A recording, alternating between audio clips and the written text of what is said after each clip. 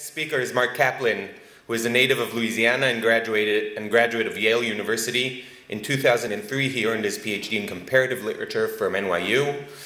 Since then, he has held professional appointments at Indiana University, Johns Hopkins University, Yale, the University of Wrocław, and Dartmouth College, as well as research fellowships at the University of Pennsylvania, Harvard University, the Universität Konstanz, the Center for Jewish History in New York, and the University of Michigan, Ann Arbor.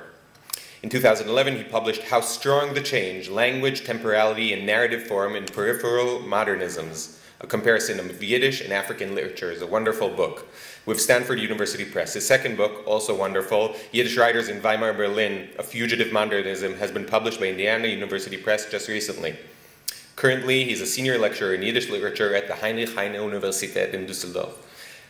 The title of his talk today, Smuggling the Goals, Peripheralities of Language and Location in Oizer Warshawski's Schmugglers.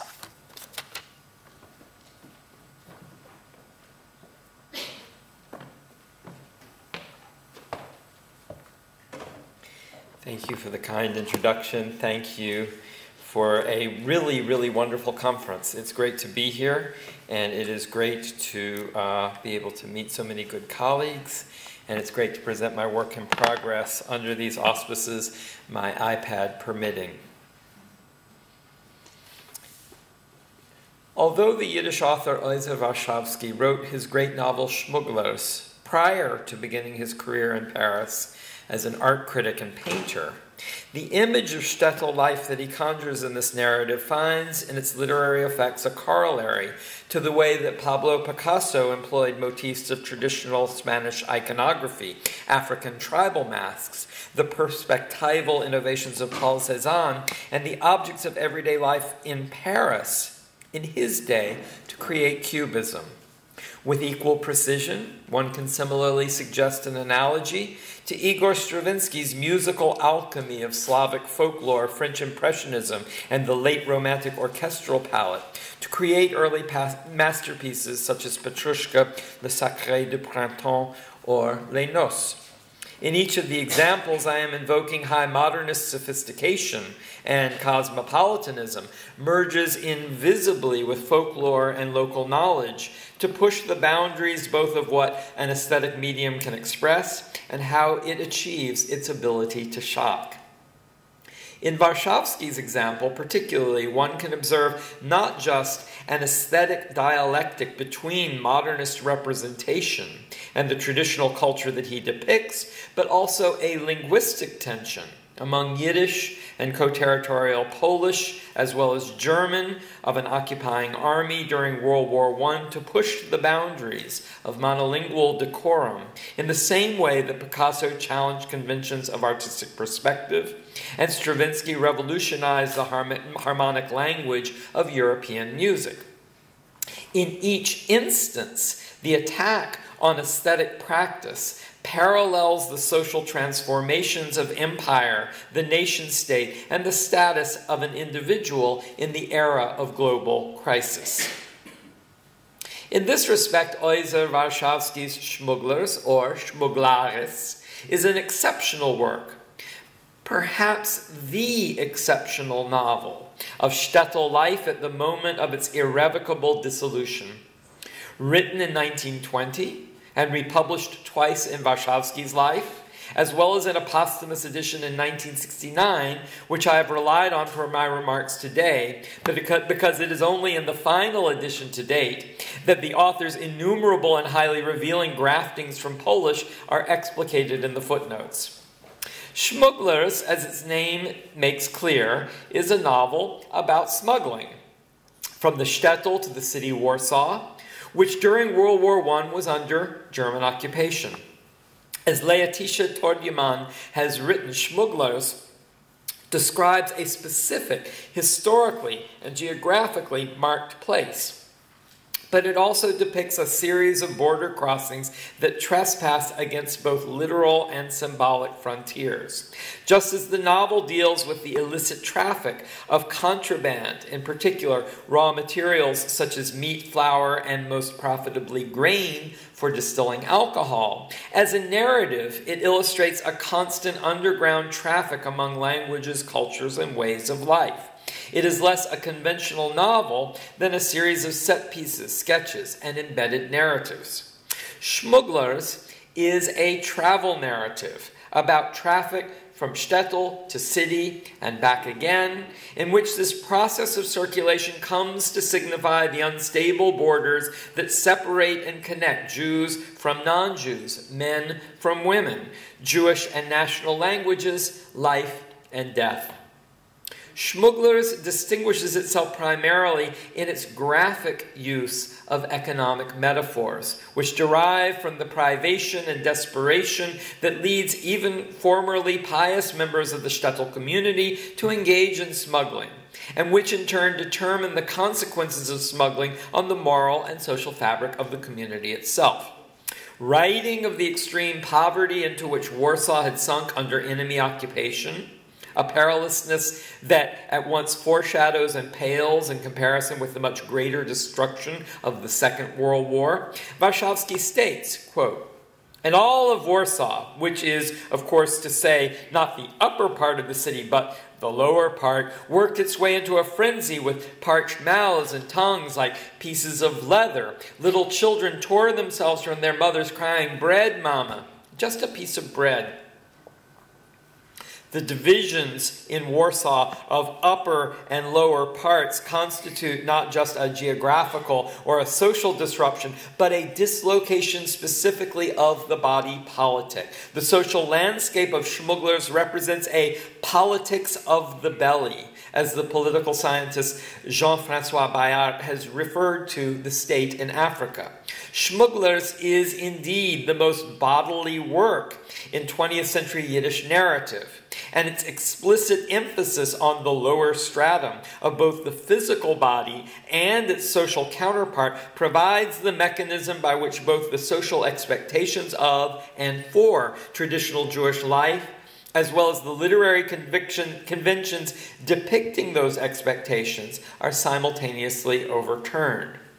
In Schmugglers, the marginality of this world is the key not only to its significance in representing Jewish life, but also of connecting that life with the wider world beyond the shtetl.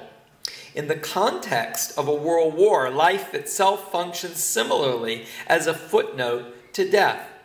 In Warshawski's novel, the politics of the belly characterizes not only life in the Polish metropolis, but also the divisions between shtetl and city Jews and non-Jews, occupying Germans and the occupied subjects of a twice-conquered Poland.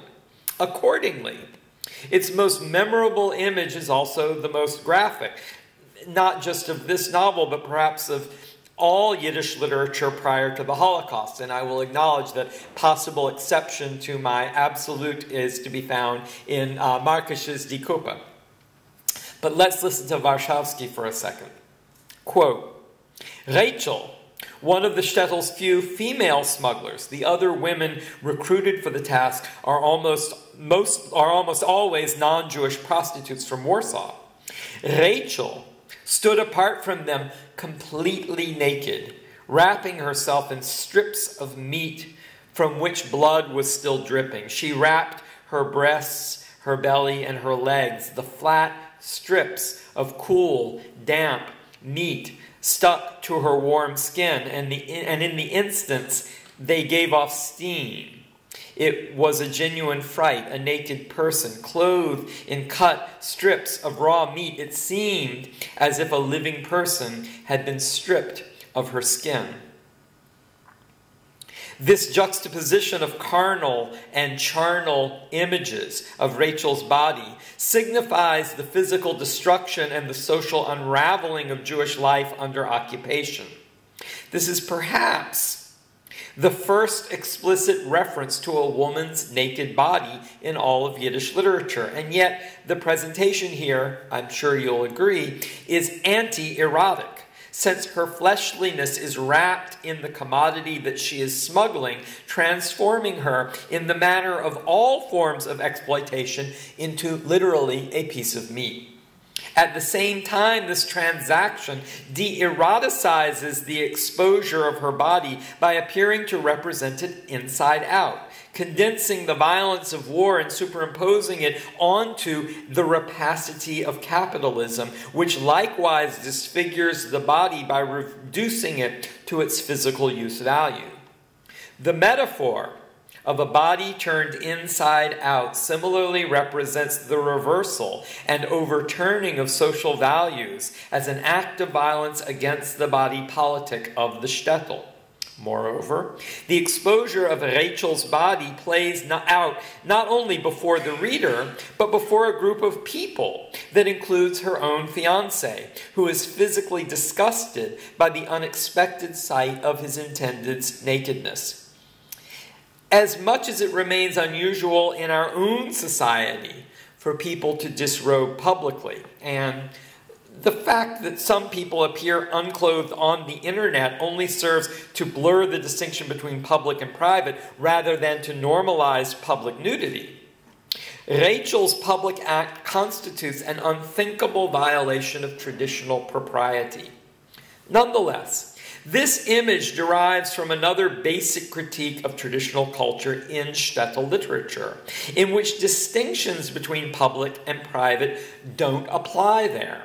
The shtetl, as a social space, holds up everyday life to collective scrutiny, both as a function of community demands of conformity and the systemic poverty that prevents the construction of private spaces for either domestic or personal life. Here, however, the author pushes conventions of Yiddish satire to a dialectical extreme. The absence of privacy in the shtetl leads to the undoing of community standards that public scrutiny had been cultivated to protect. Under occupation, the shtetl is neither public nor private, neither traditional nor modern, but a place as chaotic as urban life had once seemed, or as the wilderness between shtetl and city might also be. Much as Warshawski has undone the social and spatial conventions of Yiddish literature by carrying them to a dialectical extreme, in a different sense of the term dialectical, he has also pushed the Yiddish language to what in musical terms might be described as an atonal, or perhaps better yet, polytonal limit. To an unprecedented degree, Warshawski presents the most unstable and complex interaction among three languages, Yiddish, Polish, and German, in an era that saw both the abandonment of Yiddish in favor of so-called national languages by members of Warshawski's own generation, as well as the radical importation of new terms from other languages throughout the European lexicon. Just as certain works of modernist classical music by composers such as Alexander Scriabin, Bela Bartok, or Kurt Weill violate the decorum of 19th century tonality by juxtaposing two key signatures to underscore their dissonance rather than their harmony. Modernist writers at work on the margins of multiple languages, a circumstance that connects early 20th century Yiddish and Hebrew writers linguistically with the post-colonial predicament of writers from the periphery throughout the modern era, emphasize the disharmony between or among the languages out of which they construct their ostensibly monolingual literature. Not to smooth away the social and cultural differences these languages signify, but in fact to undermine the claims that a single language, cultural identification, or national affiliation could contain the multiplicity of life on the margins. In Schmugglers, for example, one such polytonal conversation conducted in Yiddish, Polish, and German among the Jewish and non-Jewish smugglers, Yukel and Malinowski, with the occupying gendarme Wachtmeister respectively, is predicated, tellingly, by Yukel's use of a gramophone to broadcast a military march in the shtetl, and the urge to imagine that it is Johann Strauss's Radetzky March that's playing on the gramophone is, for me, irresistible. Both the music and the technology that transmits it constitute metonymies for the illicit movement across cultures, nations, and languages that this conversation and the novel as a whole makes manifest. And if we'll consider this in the context of Isaac Babel's story, Gedalia, that was referred to in the previous presentation, we can see the gramophone is a very dangerous technology for importing foreign ideas. But in our context, let's think about how Gendarme Wachtmeister characterizes a woman passing by the three men as ein schön panienke. The juxtaposition of the Polish panienka, roughly mademoiselle, with Wachtmeister's German could only be comprehensible in Yiddish, a language juxtaposed between Polish and German. The author smuggles the contraband vocabularies of these other languages into his novel, just as he juxtaposes the leering sexuality of the gendarme's gaze with his obliviousness, as well as his obsession with Jewish smuggling taking place right under his stereotypically German mustache. He sees and doesn't see constantly. He sees smuggling everywhere except among the smugglers, because in the moment of smuggling, he's obsessed with the Polish woman walking by him. Post-World War I Yiddish narrative in general doesn't present a conventional Hegelian dialectic of thesis, antithesis, and synthesis, but rather a process of negative identification among questions of national linguistic and ideological affiliations, an example of what Walter Benjamin spoke of approvingly as dialectics at a standstill. The negative identification to which I am referring is a hallmark feature of modernist discourse, and it figures even in the modernist narratives of writers such as Warshawski, writing in Jewish languages and describing explicitly Jewish subjects. In contrary fashion, the notion of negative identification serves to alert us to the residue of Jewish signification that persists in the writing even of some Jews attempting to abandon or allegedly transcend their Jewish origins. In Warshawski's example, this negative identification takes on the quality of another term from Walter Benjamin's lexicon, the dialectical image, via the author's vividly pictorial style of composing images or tableau within the narrative to represent the work's political content. Referring to two Polish girls who have presented themselves as objects of sexual consumption to an arriving German commandant, Warshawski writes, quote, "On the street, hundreds of eyes followed them. Even girls looked upon them with envy. Oh, what would a Jewish girl have given to be allowed to dress themselves like real Poles and walk the streets like that?"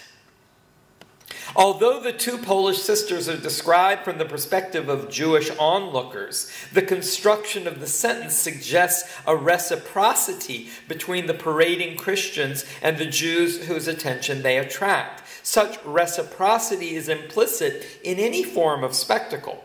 But the envy of the Jewish girls toward these Polish coquettes indicates that in addition to territorial borders, the smugglers of Warshawski's novel are also transgressing traditions of gender and sexuality as well.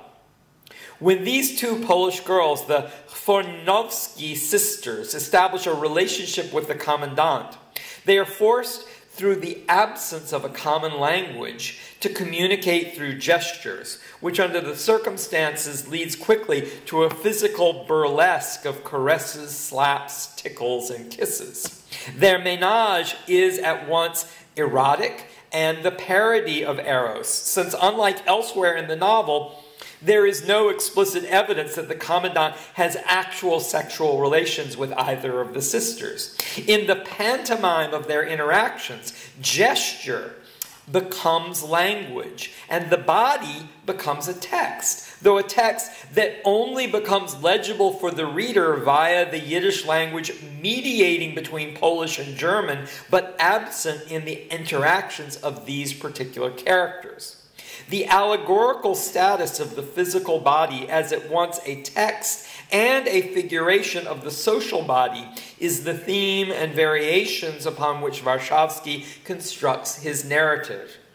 At the linguistic limits of this legibility is a silence that portends the absence of mediation that will occur when Yiddish, pushed to its own limits of comprehensibility, collapses into the territorial languages out of which it has evolved. And with this collapse, the shtetl culture that provides Warshawski his subject and his worldview vanishes in the fog of war. Thank you.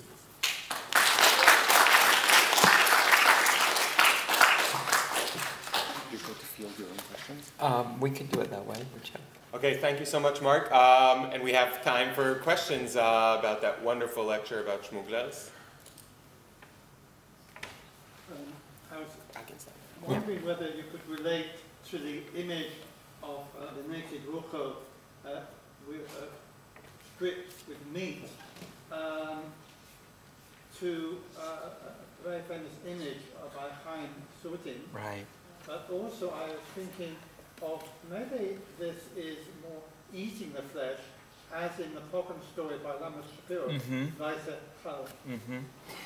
I think that these are really, really great correspondences, and I will say that if we imagine the great Yiddish modernists, particularly Danister, who actually collaborated with Chagall, as working in the same artistic palette as Chagall, Warshawski is definitely working with Sotin's palette. And of course, they were friends and collaborators in Paris in the 1930s. So the juxtaposition is very, very suggestive and very, very significant. I think that Lamed Shapiro is another really, really valuable juxtaposition.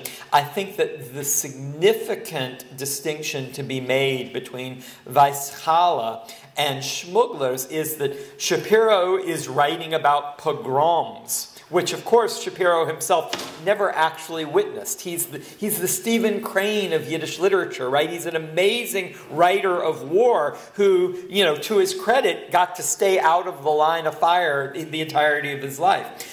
Schmugglers is writing about something slightly different, something significantly different, slightly and significantly different, which is, this is about not death under warfare or under pogrom, but life under it. How do you survive? You survive by consuming yourself. You survive by this act of self-commodification. And this is not just the connection of Rochela, of Rachel, just smuggling meat. This is also the metaphor. It's not just a metaphor. It's a social reality. It's a social reality that Ansky particularly documents in Chorben Galicia. It is the reality that everyone prostitutes themselves, even though for the most part it's women and girls that are prostituting themselves sexually. But everybody becomes a commodity, and that's the significance of this metaphor, which is, again, slight but significantly different from what Shapiro is talking about, where it's the other, it's the goy, it's the pogromist that is consuming the Jew. Please. Yes.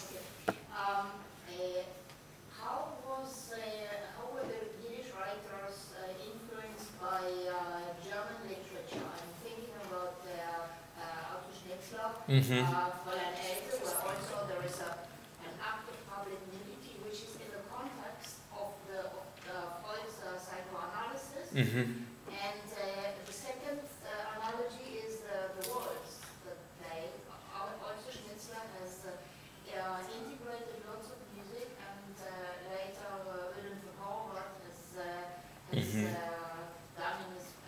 introduced in his play, played with music as a background. Right.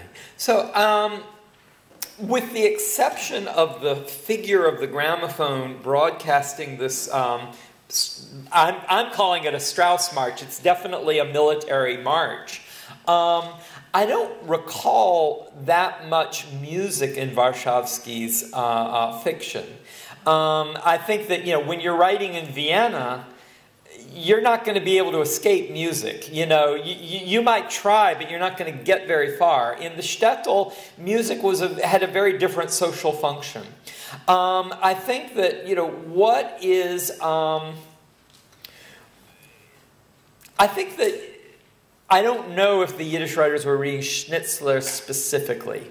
I know that they were engaged in a artistic vocabulary of expressionism, which to a certain extent Schnitzler anticipates.